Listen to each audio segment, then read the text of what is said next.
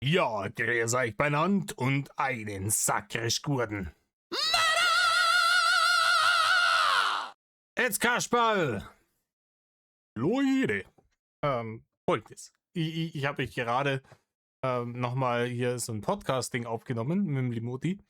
Äh, Dabei ist mir beim Huladen aufgefallen, dass zwischen dem letzten Podcast und diesem lediglich ein reine bezogenes Video hochgeladen wurde meinerseits.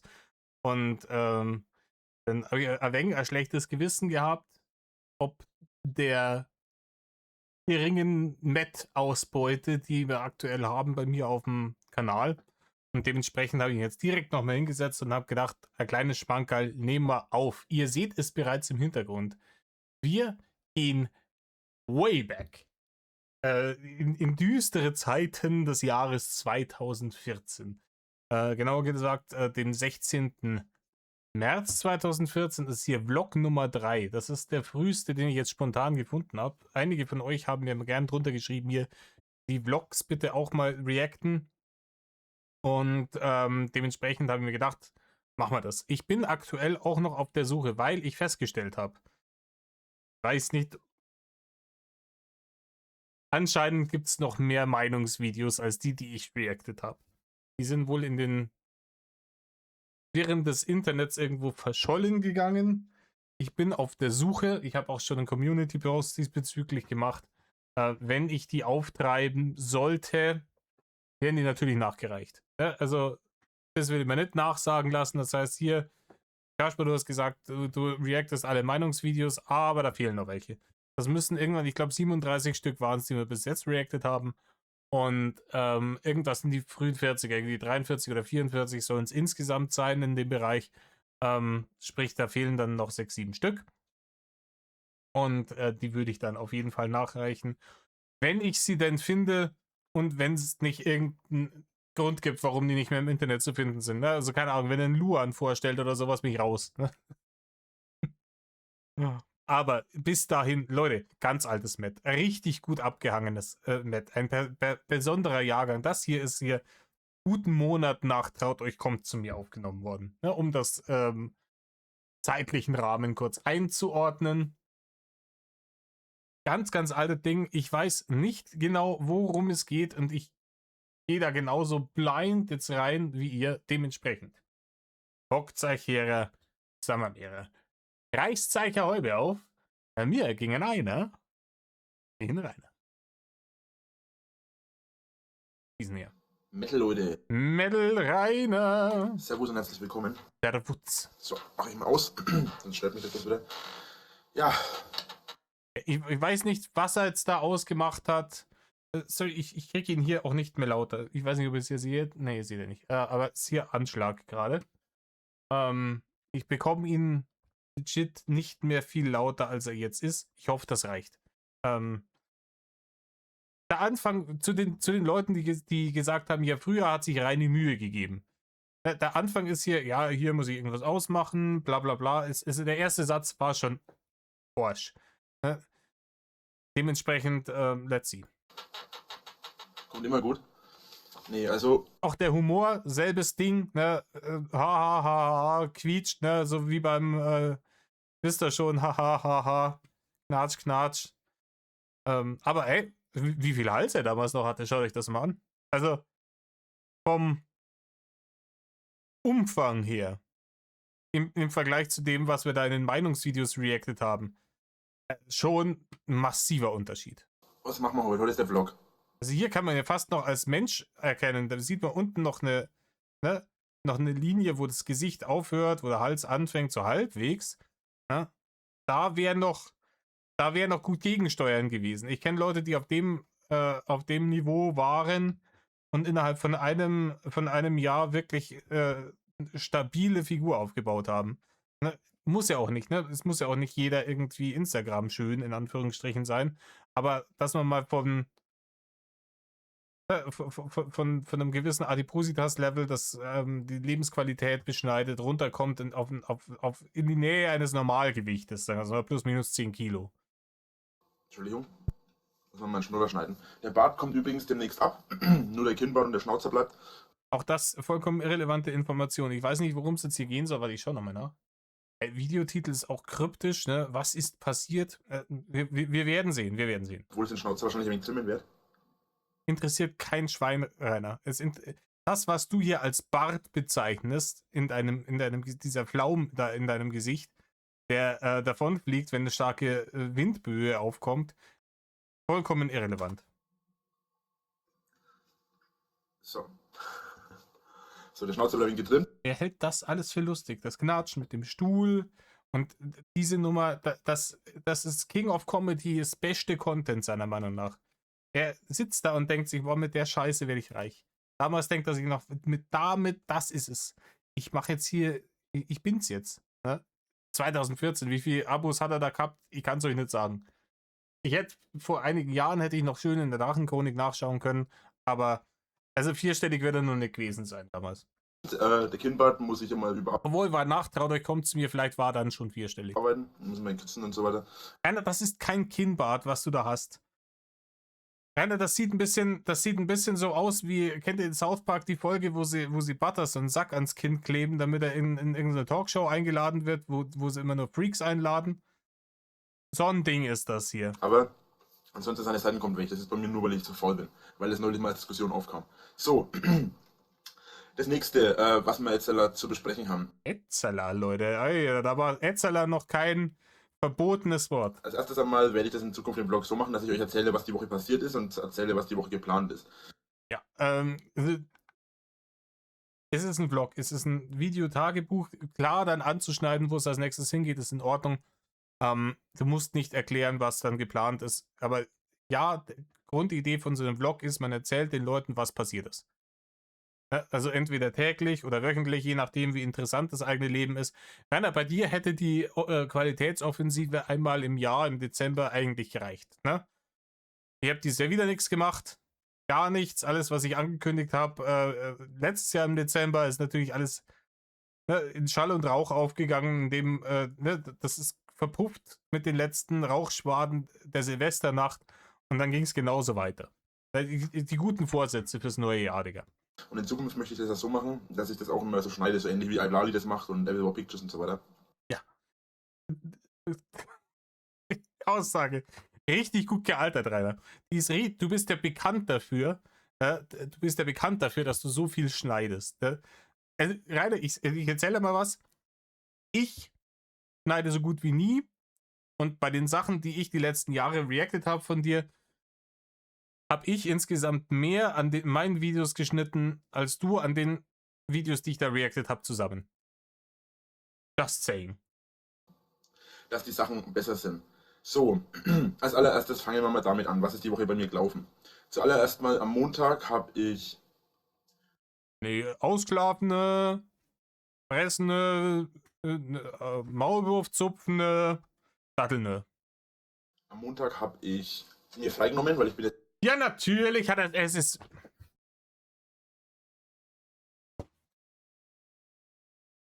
Wie gesagt, man sagt immer früher, ja, hey, da am Anfang, in der Anfangszeit, da war er ja noch nicht so und bla bla bla bla bla. Das Mindset ist doch auch schon da. Er versucht es halt doch irgendwie dullihafter zu verkaufen. Ja? Er hat sich da freigenommen. Rainer, du warst damals schon arbeitslos. Den letzten Job, den du noch hattest, den du verloren hast, müsste irgendwann 2013 gewesen sein, wo sie dich beim Plaster-Jakob rausgekickt haben. Und Rainer, du nimmst dir da nicht frei. Du hast frei. Du bist arbeitslos. Ne?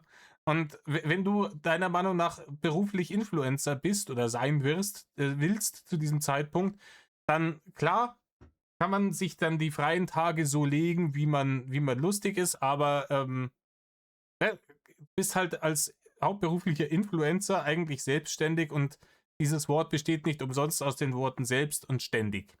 Ne? Selbstständig und habe die ganze Woche LPs aufgenommen. Darunter ein neues Spiel. LPs, ja, also für die Leute, die das nicht wissen, ne? Also er hat keine Musik aufgenommen, ne? Der hat nicht irgendwie, der kommt nicht aus den 70er Jahren gerade in die Zukunft und drückt sich noch so aus, dass er Musiker ist und da Mucke aufgenommen hat. LPs sind ja die Let's Plays, also sprich, Reini hat einfach gezockt die ganze Woche. Das ist es.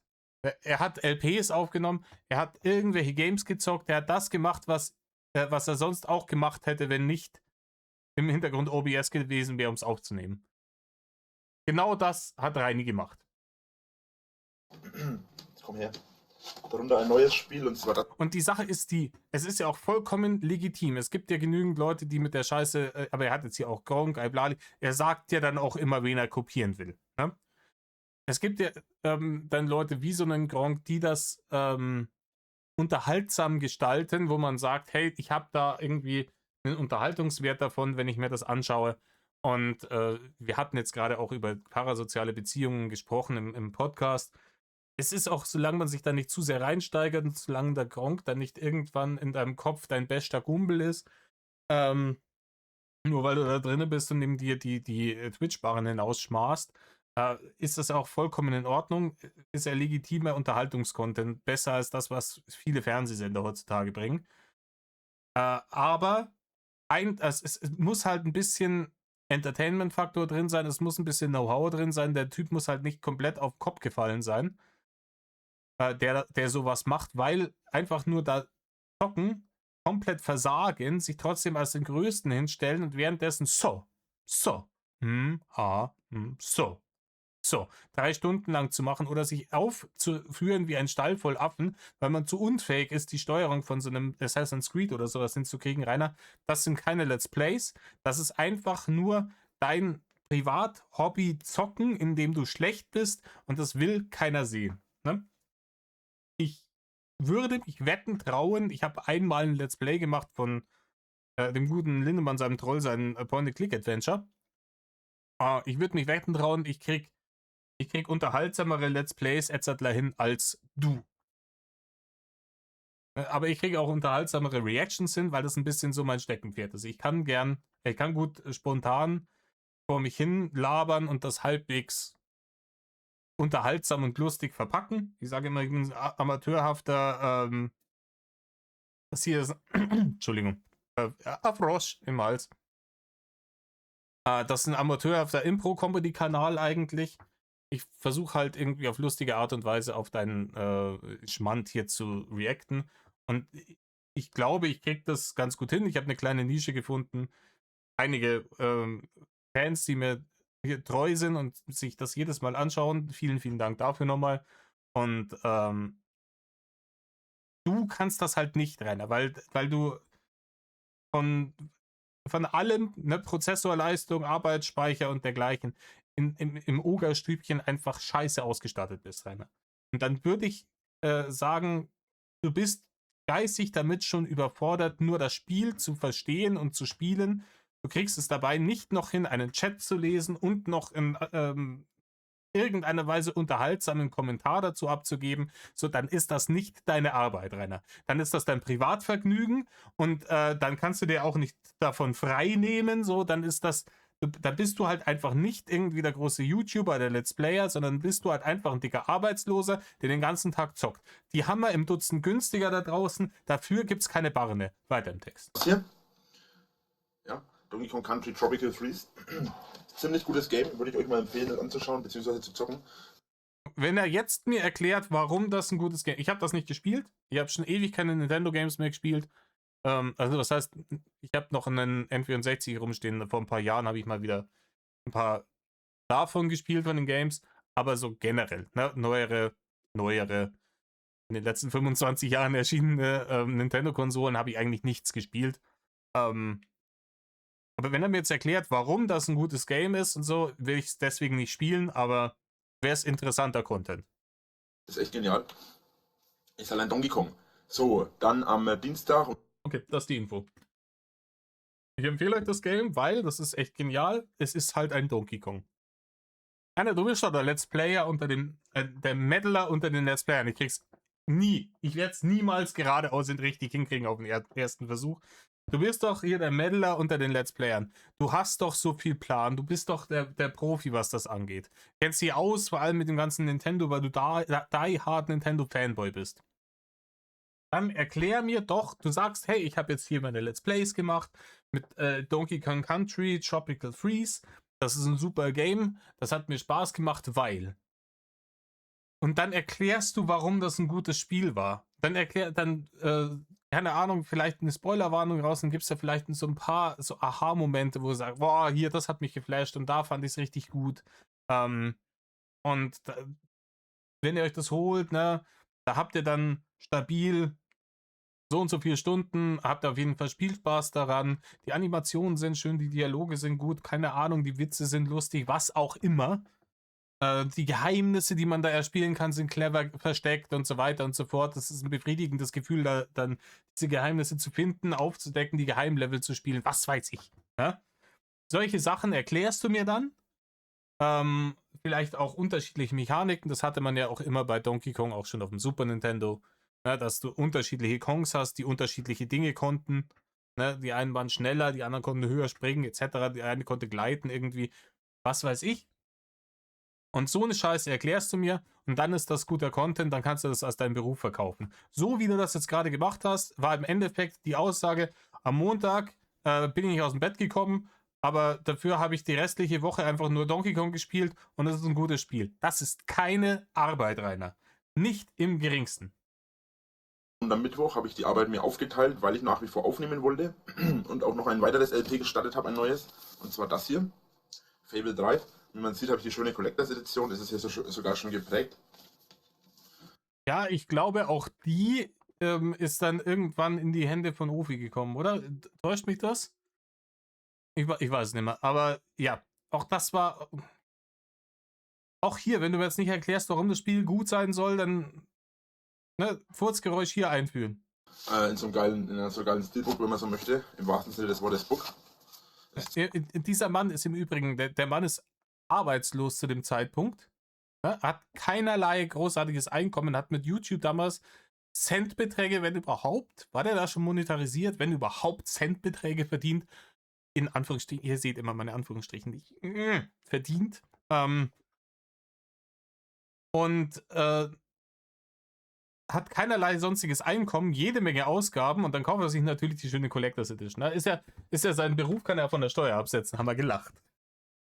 Ziemlich geil.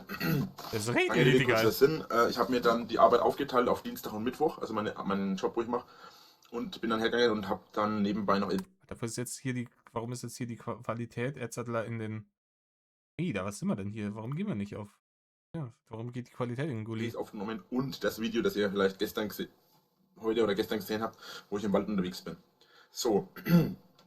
Ansonsten habe ich die Woche eigentlich ziemlich viel Zeug gemacht. Er hat sein Zeug gemacht. Das ist auf jeden Fall Qualitätsindikator. Wenn Rainer sagt, ihr habt mal Zeug gemacht, dann wissen wir, Alter, da war richtig Halligalli angesagt. Ne? Da war am Wuseln und Werken. Nix hat er gemacht. Er hat uns gerade erklärt, was er gemacht hat. Ne? Und Rainer, ganz ehrlich, wäre ich reich und hätte keinerlei Geldprobleme, dann würde ich auch wahrscheinlich so ein Leben führen. Einfach in den Tag hinein leben, machen, worauf ich gerade Lust habe. Hier mal ein bisschen zocken, hier mal ein bisschen dies machen, mich um meine Hobbys kümmern oder sonst irgendwas und eine schöne Zeit haben. Aber ich würde es nicht als Arbeit bezeichnen, Digga. Also wirklich nicht. Mir am Donnerstag dann einen Merchandise-Stand gemacht, den habt ihr vielleicht schon mal gesehen. Ich habe dann extra auch noch ein Video dazu gemacht. Achso, ja, das ist dieser komische zusammengepuschte Bumsverschlag, den er dann ein Jahr später, 2 Jahre später, helft mir auf die Sprünge, wann war die Stromlos-Staffel? 15 oder 16? Vergesst es immer. Aber auf jeden Fall, ne, diesen Bumsverschlag, den er da draußen dann hingestellt hat, wo er dann die Posterverkauf gemacht hat, die legendären, das hat er da zusammengepusht. Wenn es irgendwann einmal sich rausstellt, wir haben wirklich irgendwann mal 2.000 bis 5.000 Abonnenten, ja wirklich 2.000 bis 5.000 Abonnenten, dann werde ich hergehen und werde den. Also wie gesagt, wenn er irgendwann in ferner Zukunft mal 2.000 bis 5.000 Abonnenten hat, er hat hier zu diesem Zeitpunkt also anscheinend, ne, also maximal 1K würde ich ihm geben. Auch irgendwie einmal ausbauen, dann wenn ich irgendwann einmal neue Sachen dazu machen kann, dann bekommt ihr, wenn ihr euch da anmeldet und da was kauft oder gekauft habt, werde ich da auch neue Shirts und so weiter machen und werde auch. Schörder Rainer. Also im Übrigen Reini, der nie in die Öffentlichkeit wollte und der nie bekannt werden wollte damals, der diese Videos dann nur irgendwie gemacht hat, um seine Arbeitskollegen und Freunde irgendwie zu unterhalten. Seiner Aussage nach. Im Übrigen, diese Aussage hat er geklaut auch. diese Aussage, war das auch iBlubbly? Oder war es Cold Mirror? Diese Ausrede, ne? Ich wollte ja eigentlich nur für meine Freunde und so Videos machen. Hat er von irgendeiner dieser frühen deutschen YouTube-Persönlichkeiten einfach geklaut. Ich glaube, es war Cold Mirror. Wo man gesagt, oder was, iBlubbly? Fragt's mich, einer von den beiden. Hat auch dann gemeint, ja, ich habe da damals irgendwie Bock gehabt, so Videos zu machen, aber es war schwierig, den Leuten das, ne, man hätte da dauernd CDs brennen müssen und es den Leuten vorbeibringen oder die kommen mit ihrer externen Festplatte, laden das rüber. Mods, Graffel. Und dann kam hier gerade YouTube auf und dann habe ich es einfach da hochgeladen und auf einmal gab es viele Leute, die es abonniert haben und die da drauf geklickt haben, dann ist es so ein Selbstläufer geworden. Diese Story hat er ebenfalls, wie gesagt, geklaut von anderen Leuten, die erfolgreicher waren als er. Weil er sich gedacht hat, das hört sich gut an, das ist sympathisch, das ist hier nahbar. Ne? Und wenn es authentisch ist, dann ist es das auch, Rainer, aber wenn du es einfach nacherzählst, dann ist es das eben nicht, vor allem wenn man nachvollziehen kann, dass du hier mit deinen 3 Handvoll Abonnenten, ne, die du damals gehabt hast, hier schon sagst, ich mache hier Merch und baue einen Stand auf und dergleichen. Ne? Er hat hier auf dem Wacken hat er gesehen, dass die aus irgendeinem alten Gebäude, das da an der Hauptstraße steht, einfach einen Merch-Stand gemacht haben für eine Woche im Jahr. Und da hat er gedacht, hier so einen komischen Verschlag da zusammen zu pushen und dann kommen die Leute, um mir, dass sie anstehen bis ans Feuerwehrhäuschen runter, um mir die Poster und die Schilder aus der Hände zu reißen, mich mit Barren zu beschmeißen von ganz alleine. Das war sein Gedanke, weil er mit 1K Abonnenten schon gedacht hat, hier ist der große Fisch und bald hat er 2 bis 5K und dann geht's richtig los. So einen kleinen Newsletter dazu machen. Den Shop findet ihr sowohl in der Videobeschreibung als auch auf meinem YouTube-Kanal. Und zusätzlich findet ihr den unter Mein Shop auf Fanartikel oder Fanshop auf der Webseite. Und auf YouTube, auf Facebook habe ich es auch immer wieder mal verlinkt. So. Ich glaube, irgendwann haben sie ihm da in seinen Shredder-Shop irgendwelche von diesen Bildern, die er besser nicht im Internet verschickt hätte, als Motive da reingeballert und daraufhin ist sein Shop genugt worden. Es war jetzt Montag bis Donnerstag.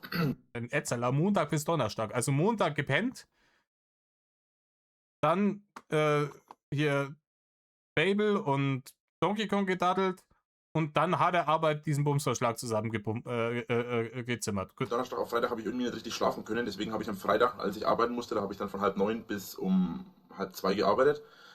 Ich konnte irgendwie, oh, ist ja der winklerische Lügenblick wieder, ich konnte irgendwie nicht richtig schlafen, heißt im Endeffekt, ich habe die ganze Nacht Fable gezockt.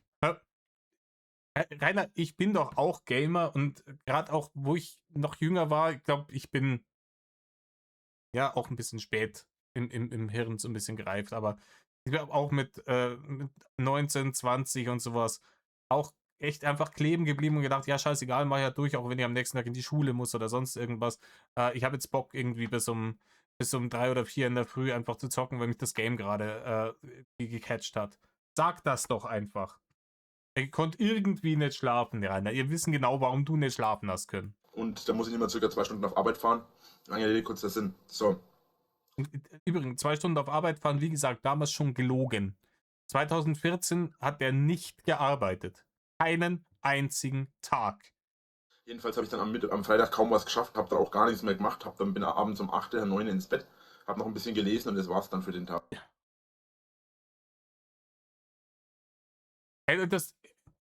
Rainer erklärt euch das Bild vom harten Malocher. Also zum einen erzählt er ja, dass er sich freigenommen hat am Montag und dass er die ganzen Let's Plays aufgenommen hat und dass er den ganzen anderen, aber nebenher hat er noch einen Vollzeitjob, wo er am Tag 8 Stunden arbeitet, der auch nicht sagt, wenn er Montag einfach nicht kommt und sich freinimmt, da ruft er einfach an und sagt, hier Chef, ich komme heute nicht, weil kein Bock, und er sagt, easy, kein Problem, bleib schon zu Hause, hast ja so viele Urlaubstage, wie du unbedingt haben willst, ne? Und die nächsten Tage hat er auch dann gezockt und er war davon so aufgewühlt, dass er dann nicht schlafen konnte.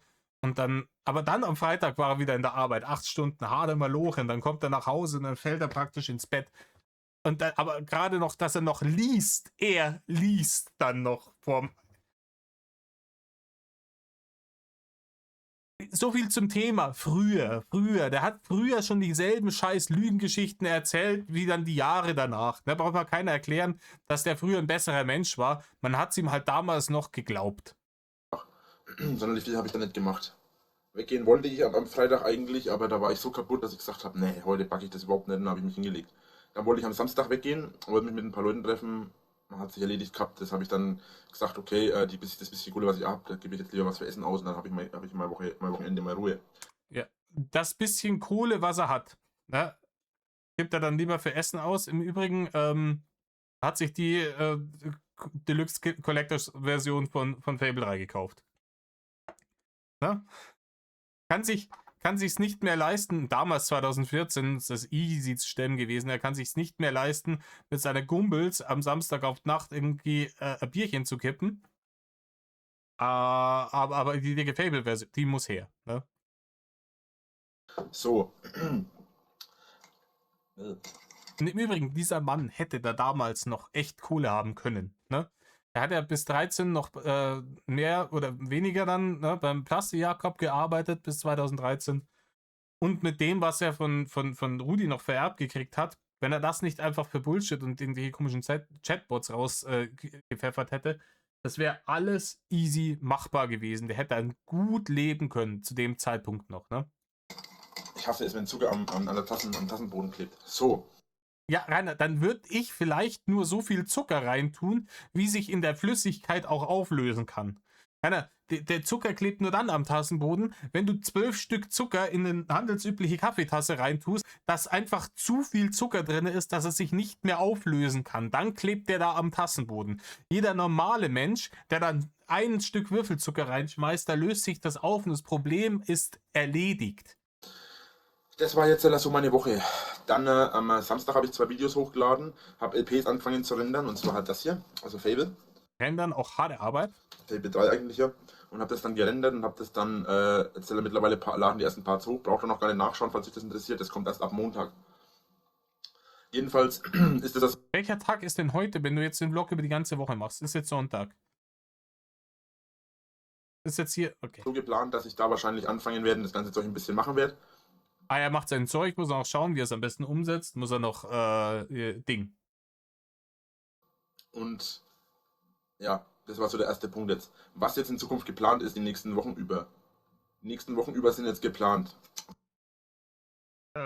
Hier Maulwurfzupfen, Datteln, seine Zuschauer belügen darüber, wie hart man doch arbeitet die ganze Zeit. Habe ich was vergessen? Ach ja, irgendwelche Luftschlösser aufbauen von einer großen Internetprominenz, die man bald haben wird, wo dann jeden Tag zigtausende Euronen mit Merchandise umgesetzt werden. Zuallererst einmal kommt in Zukunft hoffentlich der Time of Metal pünktlich. Heute ist ja, wenn ich es noch rechtzeitig schaffe, ist heute noch Sonntag, ansonsten ist heute schon Montag, weil ich diesen Tag heute... Rainer, es ist nicht, es ist heute, ne? Es ist der Tag, an dem du es aufnimmst. Es ändert sich nicht daran, welcher Tag ist, während du es aufnimmst, abhängig davon, wann du es hochlädst. Ne? Und Rainer, der Time of Metal, den hättest du dir auch komplett schenken können.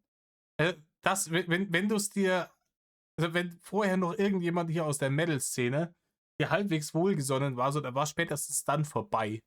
Der Time of Metal, dieses nicht einen einzigen Songtitel richtig vorlesen können, die Scheiße nicht googeln können vorher, wie man das alles ausspricht, und dann da einfach komplett Stussschwallen, inhaltlosesten Stuss über irgendwelche Bands. Es ist nicht auszuhalten gewesen. Und diese 10 Minuten da jetzt nicht hinstümpern zu können, wild, Rainer. Ich weiß, du hast damals noch die Bambusleitung gehabt. Ich weiß, so ein Upload hat damals bei dir einen halben Tag gedauert. Aber du musst halt legit 10 Minuten aufnehmen, den ganzen Schmand. Und dann war's das. Ne? Qualitätskontrolle oder Ansprüche hast du ja damals schon nicht mehr gehabt. Wenn denn überhaupt jemals. Wieder nicht geschafft habe, weil ich noch am Rendern bin. Ja, du bist noch am Rendern, aber im Ogerstübchen, Rainer. Im Ogerstübchen bist du am Rendern. Was rendert? Ach so, ja, die Let's Plays, die Hochheiligen. Das ist der Top-Content, unterhaltsamste Ding. Da wird Priorität drauf gesetzt. Das muss erstmal rendern. Ansonsten kommt diese Woche dann der Time of Metal und der Vlog am Sonntag, ganz normal hoffentlich. Ich werde Ganz normal hoffentlich, fährt sich durchs Gesicht. Ne? Er weiß ganz genau, dass das nichts wird. Hey, Time of Metal damals war dasselbe, was ein paar Jahre später der Dragon Monday war. Hoch angekündigt, beste Format, dauernd verschoben, nie gekommen. zusätzlich, wenn das Wetter schön wird, dann kommt es dann auf Wetter an, werde ich wahrscheinlich nochmal draußen sein, oben im Wald in der Burgruine. Eine andere Sache ist, ich soll mehr Videos machen. Wenn ich die Zeit hätte, würde ich mehr Videos machen. Rainer, du bist arbeitslos. Erzähl keinen Schmü. Wenn ich die Zeit hätte. Wie er da auch wieder schaut. Rainer, du hast die Zeit. Du hast die Zeit. Du bist arbeitslos. Du willst nur lieber hier Donkey Kong Country und ein Fable zocken. Das ist der Punkt. Hier dieser verlogene Dreckscheiße wieder. Zeit ist das momentan ein bisschen schwierig für mich. Ich bin kein Vollzeit-YouTuber, leider. Dann könnte ich mir Zeit Nein, Rainer, du bist Vollzeit-Arbeitsloser zu dem Zeitpunkt. Kannst machen, was du willst mit deiner Zeit. darauf verwenden, Videos zu machen. Aber ich werde versuchen, dann circa 3 Videos die Woche zu machen. Das eine ist Time of Metal, wo ich in 5 Minuten kurz erkläre, was die Woche abgeht, was geplant Und reine richtige Vollzeit-YouTuber, die wirklich Arbeit in ihre Videos reinstellen, für die ist das schon ein harter Upload-Schedule, wenn die sagen, ich mache ein gutes Video pro Woche. Was da dann schon an Arbeit reingeht. Ne? Da ist das schon wild. Ich meine, klar, dann die ganz Großen, ab einer gewissen Größe, wenn du dann Personal leisten kannst, ne, Cutter bezahlen und hier Leute für die Recherche bezahlen kannst, so ein Team da hinter dir hast, dass du jemand, der hier dann die Kommentare im Auge behält, das Ding, Kommentarspalten hier moderiert, das war das Wort, und dergleichen, dann kriegen die das hin, aber jemand, der das in Eigenregie macht und versucht wirklich qualitativ guten Content rauszuknechten auf YouTube, da ist einmal die Woche eigentlich schon viel. Ja? Kommt immer auf den Content drauf an, bei ihm natürlich nicht. Aber jetzt angenommen, jemand, der wirklich wird wirklich über Filme oder sowas wirklich gute Videos machen, das kann Zeit in Anspruch nehmen, da ein anständiges Video raus. Da kannst du gut gerne an so einem Halbstunden-Video die ganze Woche dran gearbeitet haben. Ohne Rendern und Hochladen im Übrigen, Rainer. Weil die Arbeit macht der PC von alleine. ist und was ich hoffentlich auch schaffe.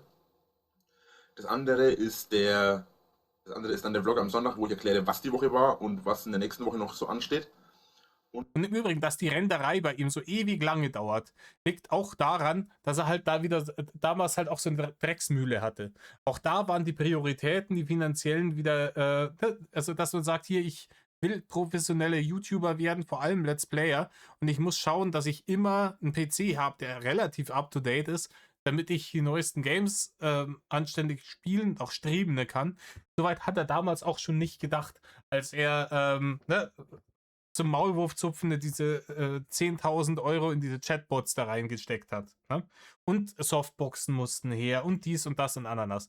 Aber dass er sagt, hier, ich brauche auf jeden Fall irgendwo 2, 3K, die ich im Hintergrund habe für den Fall, dass ich mal massiv meine Mühle upgraden muss. Oder dann, keine Ahnung, einen Zweitrechner habe, dass ich auf dem einen produzieren und auf dem anderen vielleicht schon mal rendern kann oder sowas. Die Idee ist auch schon damals nicht gekommen. Ne? Hier zum Maulwurfzupfen, da musste das Geld beim Fenster rausgeschmissen werden.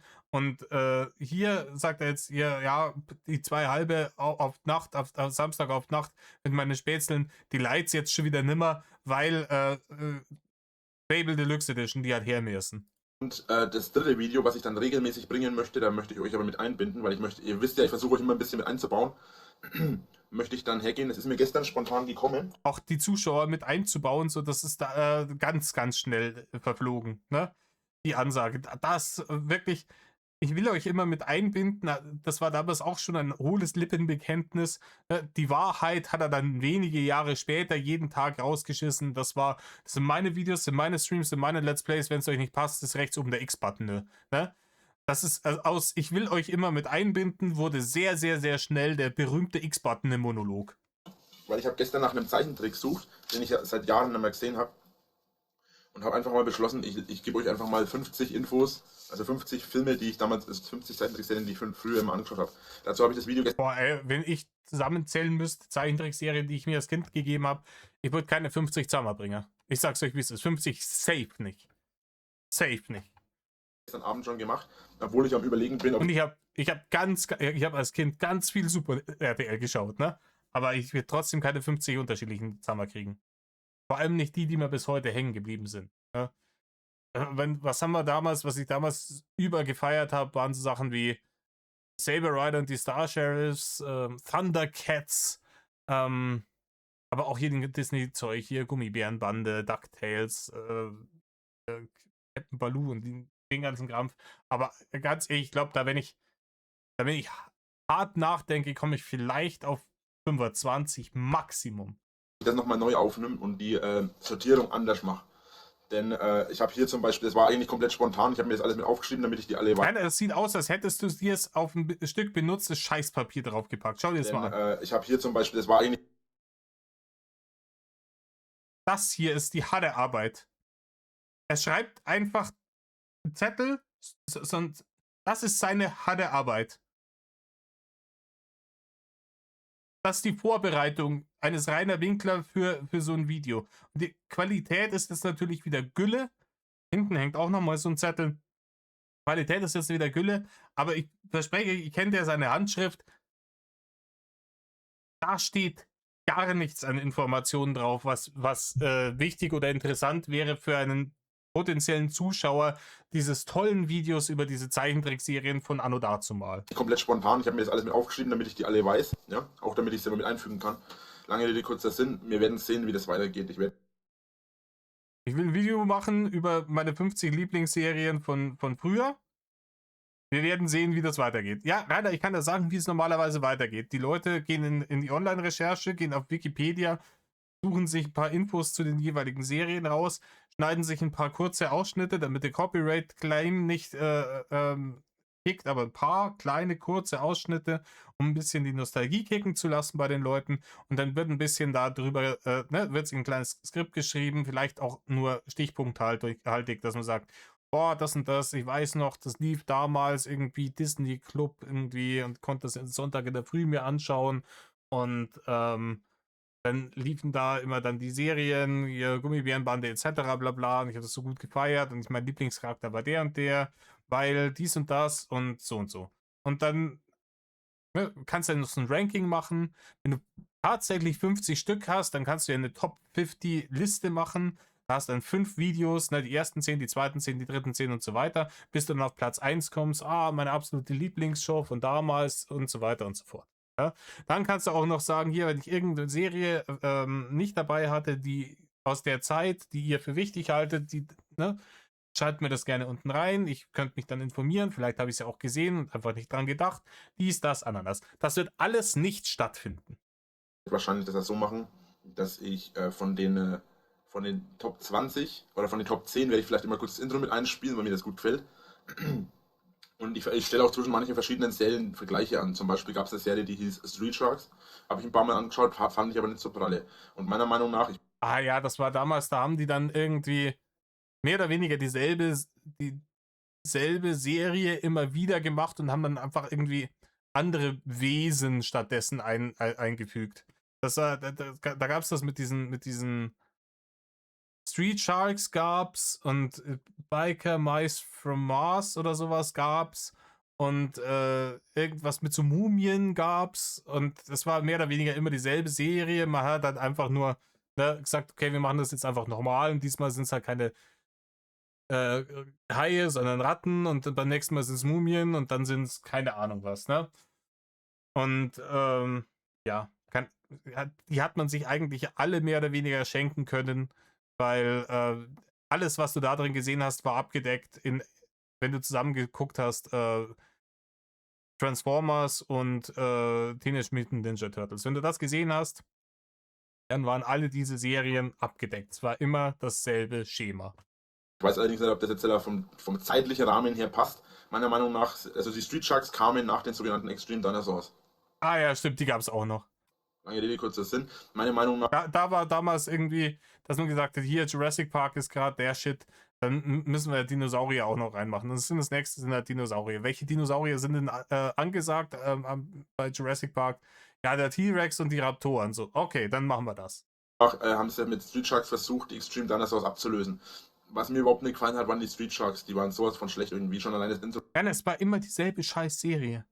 Die haben dieselben Geschichten erzählt und wenn die Einschaltquoten runtergegangen sind, dann haben sie gesagt, okay, jetzt machen wir halt ein neues audiovisuelles Crack für die Kinder und dann haben die einfach dieselbe Geschichte nochmal mit anderen Figuren erzählt. Rainer setzt sich jetzt dahin und geht da deep in die Analyse rein. Rainer, es ist nicht so deep. Hat mir überhaupt nicht gefallen. Was mir aber gefallen hat, war schon allein das Intro von von X-Dax. X-Dax war auch so eine geile Serie, die habe ich jetzt gar nicht mit drin. War das nicht diese... Nee, das war Mighty Ducks. Es gab also die Mighty Ducks Eishockey-Serie, wo die dann aber auch irgendwie Superhelden waren und so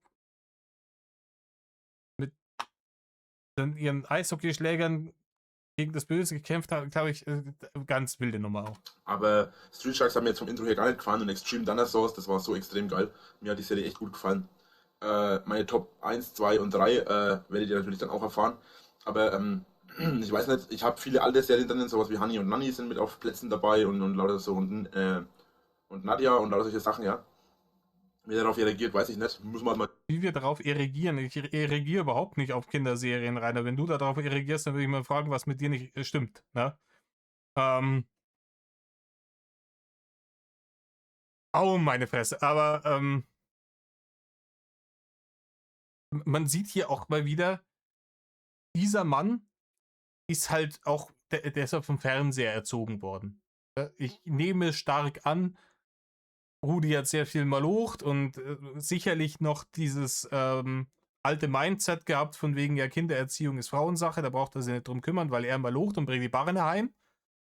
Und Reinis Mutter war halt wie er, ne? Der Apfel fällt nicht weit vom Pferd und hat halt keinen Bock gehabt. Und dann hat man dann den Burm halt einfach, ne, damit er einem nicht auf den Nerv geht, hat man den halt irgendwie vom Nintendo oder vom Fernseher geparkt und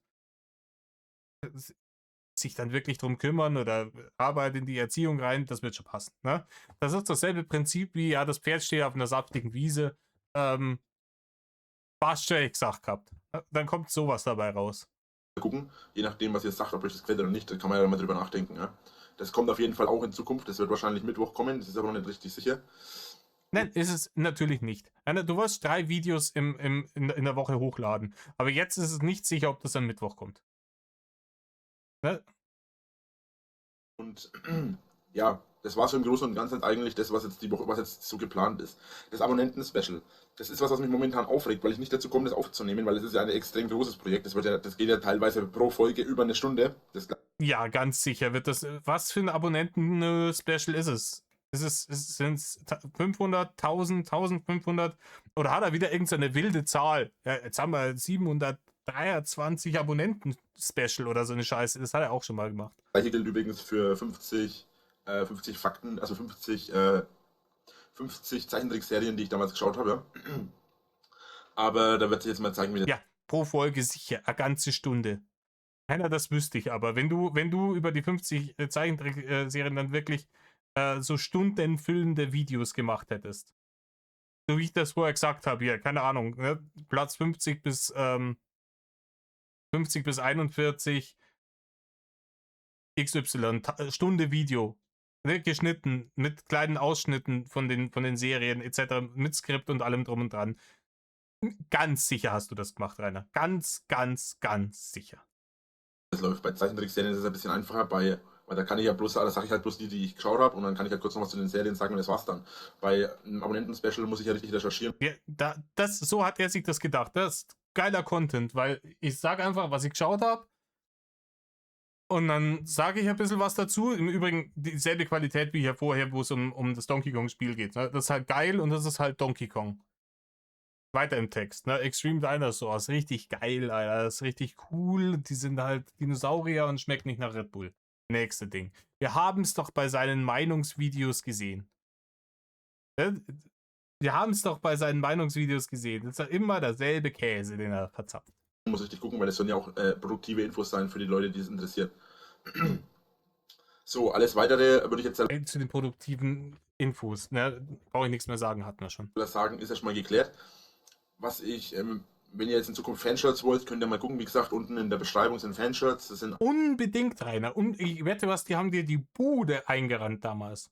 Aber hier, Susie Grime die hat sich, glaube ich, irgendwann mal tatsächlich ein Drachenlord-Shirt geholt. Das passt auch wie Arsch auf Eimer. auch so Sachen wie ein Bierkrug oder eine Kaffeetasse und so weiter.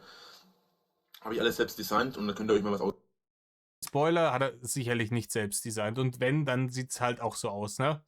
Also wenn das so aussieht wie so eine krakelige Zeichnung, hier Haus, Sonne, Papa, Mama von einem Vorschulkind, das hier mit Wachsmalstiften, die es in der ganzen Faust hält, gemalt hat. Wenn es so aussieht, dann hat er es selber designt. Ansonsten hat er es nicht selber designt. Aussuchen, ja. Wenn ihr euch da mal irgendwas wollt, müsst ihr euch halt kaufen, natürlich, logisch. Aber Im Übrigen selber designt wäre dann in dem Fall, der hat dann Drache in Google eingegeben, in die Bildersuche und hat das zweite Bild genommen, das ihm gefallen hat. Ne? Und hat das dann darauf gepackt und das ist dann für ihn selber designt. ist normal, ist ein Fanshop. So, dann danke ich euch fürs Zuschauen, Metal, und ich hoffe, es hat euch gefallen. Bis zum nächsten Mal. Ciao, Leute. Ja, bis zum nächsten Mal, Rainer. Ciao, ciao, ciao, ciao, ciao, ciao, Kakao. Okay. Nee, ich mache jetzt kein zweites Video mehr ran. In 45, heute nicht Pflichtstunde. Seid's mir nicht base, seid's mir nicht base. Aber es ist jetzt schon wieder Samstagmittag und ich möchte was von meinem Wochenende haben. Und ja, ich mache das nämlich tatsächlich nicht hauptberuflich hier. Ich hoffe, es hat euch Spaß gemacht. Ich hole jetzt hier so ein bisschen das alte Matt noch raus. Und ich weiß, viele Leute sagen, jetzt hat er seit einem Jahr schon, hat man nichts mehr von ihm gehört. Ne? Hier die letzten Leaks, die letzten Bärchen-Leaks, wie hieß das Bärchen? Ja, diese unsäglichen Leaks da vom letzten Jahr sind jetzt genau ein Jahr her eigentlich. Ich weiß, ich habe letztes Jahr im Sommer angefangen, die zu reacten und war dann irgendwann im Dezember fertig. Also, dass da das letzte Mal irgendwie was gekommen ist, irgendwelche Bärchen-Leaks, ist ein Jahr her. Wundert mich, muss ich ehrlich sagen. Ich hätte gedacht, im Frühjahr kommen neue Leaks. Gab es bisher nicht. Ähm, Das Argument höre ich oft, Digga, warum machst du immer noch Drachenlord? Jetzt ewig her, ist so, seit einem Jahr da nichts gemacht. Ist halt mein Steckenpferd, macht mir Spaß. Ihr hört es euch gerne an. Dementsprechend, aber ich werde schon auch schauen, mehr anderen Content zu bringen, weil ich will es auch nicht ewig das tote Pferd reiten. Irgendwann habe ich dann auch mal jeden Vlog reacted und habe ich dann auch mal jedes Meinungsvideo reacted und habe dann jede alte Matt-Perle irgendwann mal in einem meiner Videos gehabt und dann fange ich nicht nochmal von vorne an. Ne? Also vielleicht reacte ich mal auf ausgewählte Folgen vom Geschichte des Drachenlord von der Einzige. Vielleicht das, wenn ihr Wünsche habt und sagt, hier, ich habe richtig, richtig Bock auf die und die Folge von der Einzige, weil es ganz, ganz, ganz viel lustige Sachen auf einmal passiert sind innerhalb von einer Folge. Kannst du da mal darauf reacten? Mache ich das gerne. Aber wir werden sehen. Noch haben wir genügend Material. Mal schauen, wie weit wir damit kommen. Mal schauen, ob wir dann langsam auch irgendwie in die andere Richtung gehen. Ja, müssen wir mal schauen, wie wir es am besten umsetzen. Geplant ist Etzadler 3 Videos. Nee, komm. Kommt auf jeden Fall. Time of Kasper. Genug gekaspert. In diesem Sinne, Leute, tut nichts, was Rainer tut. Metal off.